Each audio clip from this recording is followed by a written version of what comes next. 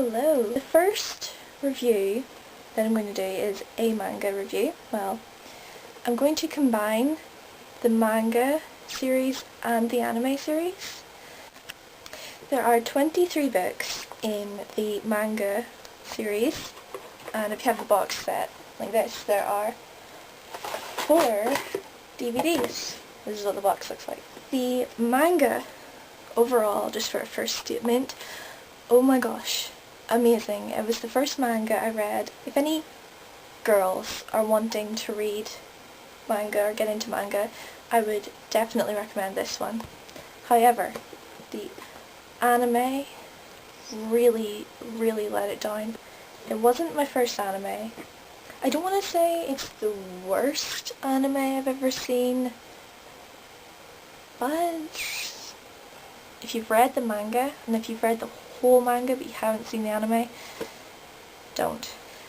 I read the manga first. The anime takes up not even half of the same time scale. There are loads of characters left out. It's a rom-com. So, there is a lot of couple stuff. And when I said if you're a girl and you want to start into manga, that wasn't really a sexist statement. It is mainly a very girly manga. But if you think rom-com movies are just chick flicks, I'd recommend staying away from this series. I've heard rumours that they're thinking about doing a second series of this anime. And to do it justice, they would need to go back to the start and stick to the book. The anime, there are so many plot twists. I'm not going to give away any spoilers that isn't even mentioned in the anime. The manga. The characters are amazing. The drawings are really well done. The plot is amazing. I'm just going to read a bit from the blurb. A family with an ancient curse, and the girl who will change their lives forever. The blurb doesn't make it sound as good as it really is.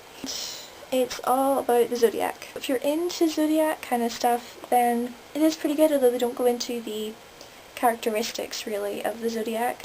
One, I've never read a manga series for so long, and 2, I've also never read a manga series with as many characters.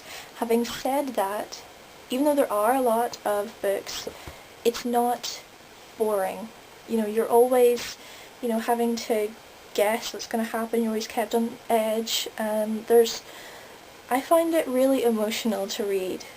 Whether it was really happy moments or moments that were really sad, I cried at every book. And I don't feel ashamed to admit that. I think it's a good thing whenever literature or a movie or a song can affect you emotionally enough to make you cry. Also with the characters, there are a lot, but it's not confusing. They're not overly similar. They're all different. They're all really well portrayed, and I find it very easy to engage with all of them. You are reading the book from Toru's point of view. A narrative from her point of view of, how she got into a situation where she met the Somas. They're called the Somas, the huge family. So it goes through how she met the Somas and how she changed their lives forever.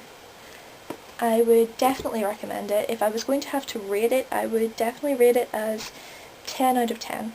Absolutely every time. There are very few elements to it which I didn't like. I can't really think of any character I didn't like, or any points of the plot that I didn't like. The anime, I'm sorry, but I'm gonna have to go with 6 out of 10 or 5. If it was 6, it would purely be because of Kyo and the voice actors. I have seen parts of the Japanese subbed version, and this is the English dubbed version. The voice actors in the English version are really good. I think they really fit the characters. The person who does Toru's voice in the English version is just, seriously, wow. It is definitely the way I would have imagined Toru to sound. But it's really let down by the storyline and how much they leave out. Plus they change parts of it, but yeah.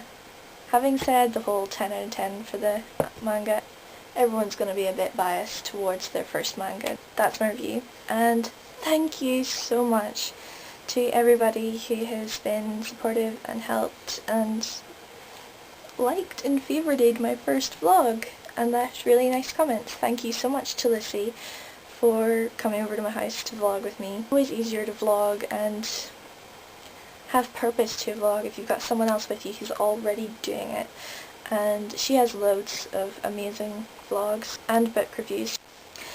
So the next review I'm going to do is either going to be on the Korean manhwa, Bring It On, or the novel I'm reading, just to change it up a little bit.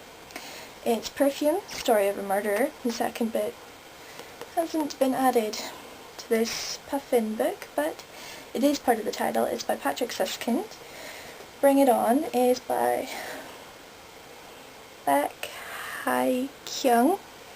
If I mispronounce anything, please don't shout at me, but do let me know. My only excuse is I'm from Northern Ireland. We have weird accents at the best of times. Foreign languages don't sound the same with my accent.